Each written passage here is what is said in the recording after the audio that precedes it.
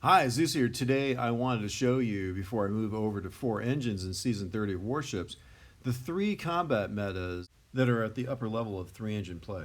We're not waiting for a war. We bring the war to them.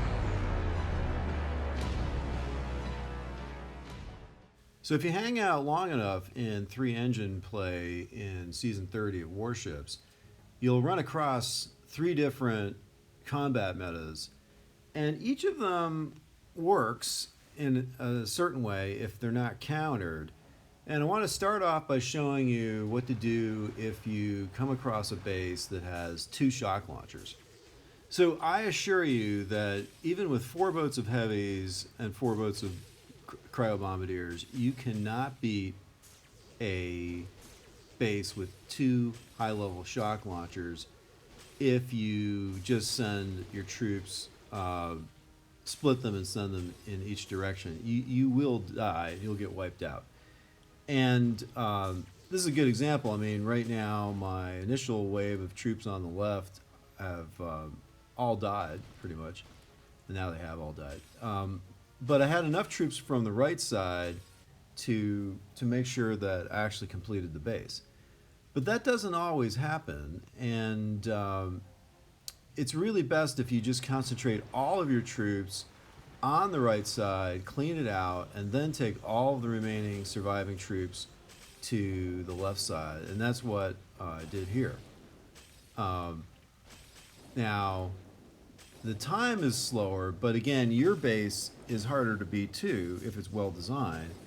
And it doesn't really matter because, frankly, most people with my design of base are having trouble even completing it unless they use one of the combat metas involving all heavy rush and bullet. The problem with going down the bullet path is that you are going to use a lot of unlock tokens to get bullet, and it's maybe a temporary advantage and sort of questionable as you move forward in the game whether or not that'll even be a good thing, even having bullet unlocked. And in order to unlock bullet, you got to unlock the cryo tanks, which are pretty useless as far as I can tell.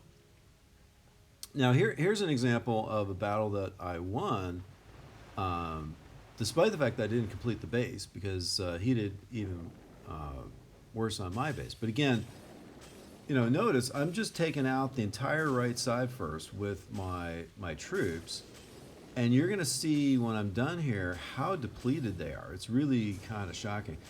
And if you waste all your shocks trying to save your heavies on the right side of the base, then you're not going to have any shocks on the left side of the base, and then for sure you're going to die, right?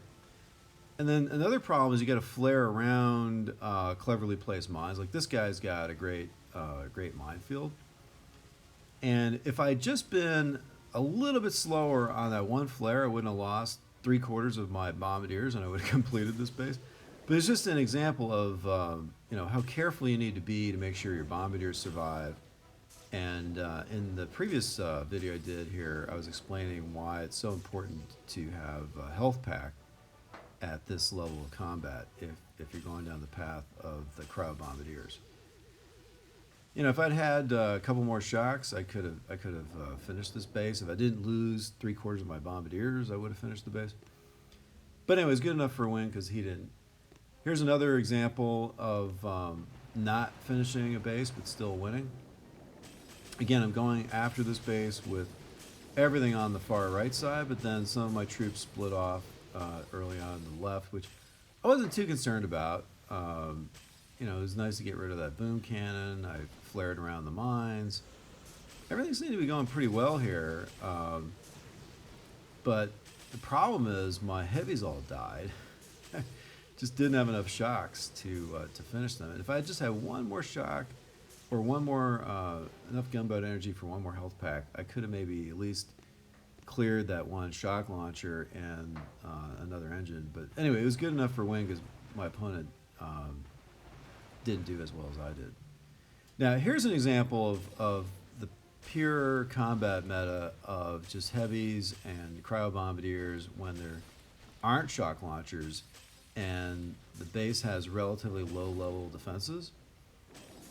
He's got you know, boom cannons and everything you would expect to see, including mortars, but they're not very high level. So I was even able to flare to the final basis at 255, pretty amazingly fast time at this level of play. So I wanted to show you the all heavy rush with bullet technique.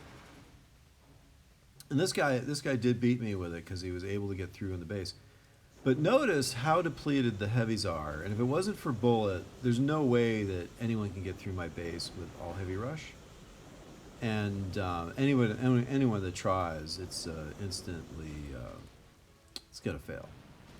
So you'll see here at the very end, I think he had like only 2 or 3 heavies that made it all the way through. So clearly he would not have been able to take down the 3rd engine without bullet.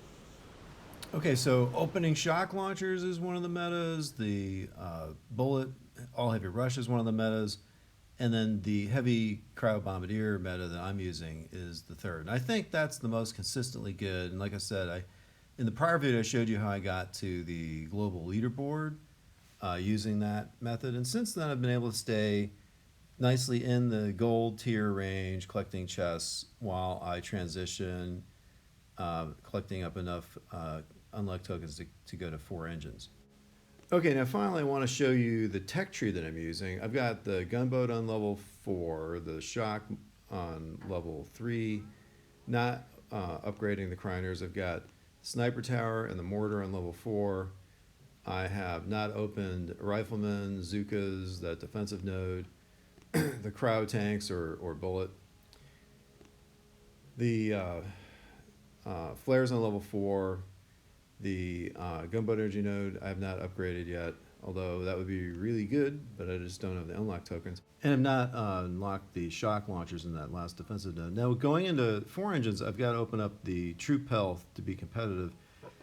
And my plan is to unlock Kavan, that prototype defense, and barrage.